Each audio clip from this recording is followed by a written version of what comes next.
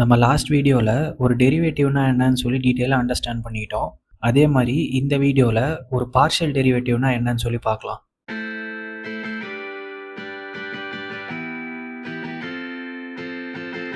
So இதை சிம்பிளாக understand பண்ணுறதுக்கு நான் உங்களை பிளைண்ட் ஃபோல்ட் பண்ணி ஒரு டெரெயினில் விட்டுட்டேன்னு சொல்லி இமேஜின் பண்ணிக்கோங்க. கண்ணா கட்டி காட்டுல விட்டுட்டான். ஸோ இப்போ உங்களோட கோல் என்னன்னா, உங்களுக்கு பக்கத்தில் இருக்கிற ஒரு மவுண்டெயின் பீக்கை நீங்கள் ரீச் பண்ணணும். ஓகே, இப்போ என்கிட்ட ஒரு 3D பிளேன் இருக்குது. ஸோ இந்த 3D பிளேனில் வந்து பார்த்தீங்கன்னா நம்மக்கிட்ட 3 ஆக்சிஸ் இருக்குது. X, y and z axis இருக்குது. அண்ட் இந்த பிளேனை நல்லா பார்த்தீங்கன்னா சென்டரில் ஒரு பெரிய பம்ப் இருக்குது. ஸோ இந்த பம்பை தான் வந்து நம்ம மவுண்டெயின் பீக்குன்னு சொல்லி இமேஜின் பண்ணிக்க போகிறோம். ஸோ இப்போ இந்த டெரெயினில் நீங்கள் ஒரு ரேண்டம் பாயிண்டில் இருக்கிறத அசியூம் பண்ணிக்கோங்க. அதாவது இங்கே இருக்கீங்கன்னு நினச்சிக்கோங்க. ஸோ இப்போ இங்கேருந்து நீங்கள் இந்த மவுண்டெயின் பீக்கை வந்து அட்டைன் பண்ணணும். ஸோ சின்ஸ் நீங்கள் பிளைண்ட் ஃபோல்டடாக இருக்கிறதுனால உங்களால் விஷுவலாக இந்த பீக்கை பார்க்க முடியாது. பட் நீங்கள் எடுக்கிற ஒரு ஸ்டெப்பையும் கேல்குலேட் பண்ணி உங்களால் ஒரு கட்டத்தில் அந்த மவுண்டெயின் பீக்கை வந்து ரீச் பண்ண முடியும். ஸோ லெட்ஸே இப்போ நீங்கள் ஃபார்வர்ட் டைரக்ஷனில் மூவ் பண்ணுறீங்கன்னு வச்சுக்கலாம். அதாவது ஒய் ஆக்சிஸோட ஃபார்வர்ட் டைரக்ஷனில் நீங்கள் மூவ் பண்ணுறீங்கன்னு வச்சுக்கலாம். ஸோ கொஞ்சம் கொஞ்சமாக நீங்கள் மூவ் பண்ண நீங்கள் அந்த ஸ்டீப்பை நோக்கி போயிட்டுருப்பீங்க. அண்ட் ஒரு கட்டத்தில் நீங்கள் அந்த பர்டிகுலர் டைரக்ஷனோட மேக்ஸிமம் பீக்கை வந்து அட்டைன் பண்ணிடுவீங்க. அண்ட் அதுக்கு மேலே நீங்கள் கீழே போனீங்கன்னா நீங்கள் டிக்ளைன் ஆயிடுவீங்க. ஸோ அந்த மேக்ஸிமம் பீக்கில் இருந்துட்டு இப்போ நீங்கள் சைட்வேஸில் எக்ஸ்பெரிமெண்ட் பண்ணி பார்க்கணும். Which means with respect to X axis நீங்கள் மூவ் பண்ணி பார்க்கணும்.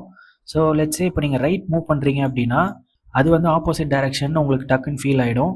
ஸோ நீங்கள் ரைட்டில் மூவ் பண்ணாமல் லெஃப்ட்டில் மூவ் பண்ண ஸ்டார்ட் பண்ணுவீங்க.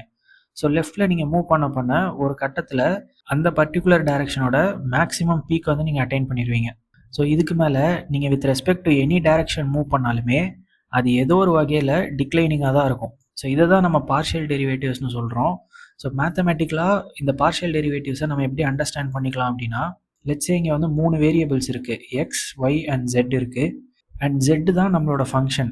ஸோ இந்த ஃபங்க்ஷனுக்கு தான் நம்ம பார்ஷியல் டெரிவேட்டிவ்ஸ் கண்டுபிடிக்கணும். அதாவது partial of jet with respect to X and partial of jet with respect to Y. So இப்போ partial of jet with respect to X நம்ம கண்டுபிடிக்கும் போது நம்ம ஒய்யை கான்ஸ்டண்ட்டாக வச்சுட்டு எக்ஸ் டைரக்ஷனில் நம்ம மூவ் பண்ணுவோம். ஸோ இப்படி மூவ் பண்ணும்போது ஜெட் ஆக்சிஸ்க்கும் எக்ஸ் ஆக்சிஸ்க்கும் நம்ம ஸ்லோப் கண்டுபிடிப்போம். இதுதான் partial derivative of jet with respect to x. Once நம்ம இதை கண்டுபிடிச்சதுக்கப்புறமா நம்ம எக்ஸை கான்ஸ்டண்ட்டாக வச்சுட்டு ஒய்யோட டைரக்ஷனில் மூவ் பண்ணுவோம்.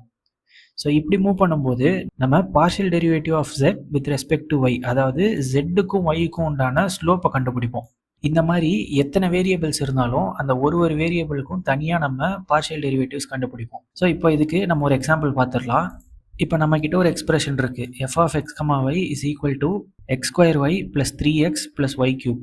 இப்போ நம்ம first with respect to X நம்ம பார்ஷியல் டெரிவேட்டிவ் கண்டுபிடிக்க போகிறோம். அப்போது நம்ம ஒய்யை வந்து கான்ஸ்டண்ட்டாக வைக்கணும்னு அர்த்தம். Partial of f with respect to x நமக்கு என்ன கிடைக்கும் அப்படின்னா, இந்த எக்ஸ் ஸ்கொயரோட டெரிவேட்டிவ் 2x நமக்கு ஆல்ரெடி தெரியும். அண்ட் 3xோட டெரிவேட்டிவ் நமக்கு 3 பிகாஸ் எக்ஸோட டெரிவேட்டிவ் 1 ப்ளஸ் ஒய் கியூப் வந்து நமக்கு 0 ஆகிடும் பிகாஸ் இங்கே நமக்கு எக்ஸ் டேர்ம் எதுவுமே கிடையாது. ஸோ நம்மளோட partial derivative with respect to X என்னன்னா 2xy ப்ளஸ் 3. இப்போது எக்ஸை கான்ஸ்டண்ட்டாக வச்சுட்டு நம்ம ஒய்க்கு பார்ஷியல் டெரிவேட்டிவ் கண்டுபிடிக்கணும். அப்படி கண்டுபிடிச்சோம் அப்படின்னா எக்ஸ் ஸ்கொயர் ஒய்யோட டெரிவேட்டிவ் நமக்கு எக்ஸ் ஸ்கொயராக தான் இருக்கும் பிகாஸ் ஒய் 1 ஆகிடும். ப்ளஸ் 3xோட டெரிவேட்டிவ் 0 பிகாஸ் இங்கே ஒய் டேர்ம் எதுவுமே இல்லை. அதே மாதிரி ஒய் கியூபோட டெரிவேட்டிவ் 3y ஸ்கொயர்னு நமக்கு தெரியும். So partial derivative of f with respect to y நமக்கு என்ன கிடைக்கும்னா x square plus 3y cube. So இப்போ இந்த பார்ஷியல் டெரிவேட்டிவ்ஸ் நம்ம கண்டுபிடிச்சிட்டோம். இதை வச்சு நம்ம என்ன பண்ணலாம் அப்படின்னு கேட்டிங்கன்னா, இதை வச்சு நம்ம ஒரு கிரேடியன்ட் வெக்டாரை ரெப்ரசென்ட் பண்ணலாம். ஸோ கிரேடியன்ட் வெக்டார்னா என்னன்னா, இப்போ நம்மளோட யூஸ் கேஸ் பொறுத்து, அதாவது இந்த எக்ஸாம்பிளில் நம்ம ஒரு மவுண்டெயின் பீக்கை ரீச் பண்ணணும்னு சொல்லி பார்த்தோம். இந்த மவுண்டெயின் பீக்கை எந்த டைரக்ஷனில் போனால் ஃபாஸ்டராக நம்மளால் ரீச் பண்ண முடியும் அப்படிங்கிறத சொல்கிறது தான் இந்த கிரேடியன்ட் வெக்டார். ஸோ ஒரு கிரேடியண்ட்டை நம்ம இப்படி தான் ரெப்ரசென்ட் பண்ணுவோம். அதாவது இந்த இன்வெர்ஸ் ட்ரையாங்கிள் இதை வந்து டெல்லுன்னு சொல்லுவாங்க. So del of F of X comma Y நம்ம எப்படி ரெப்ரசென்ட் பண்ணலாம்னா, so del of F of X comma Y is equal to நம்ம கண்டுபிடிச்ச பார்ஷியல் டெரிவேட்டிவ்ஸை with respect to X and Y நம்ம இங்கே ரெப்ரசென்ட் பண்ணியிருக்கோம். இப்போ ஃபார் எக்ஸாம்பிள் நான் எக்ஸுக்கு வந்து 1 அண்ட் ஒய்க்கு வந்து 2 அப்படின்னு சொல்லி வேல்யூஸ் கொடுக்குறேன். இதை நம்ம ஒர்க் அவுட் பண்ணோம் அப்படின்னா நமக்கு 7,13 ஒரு வெக்டார் கிடைக்கும்.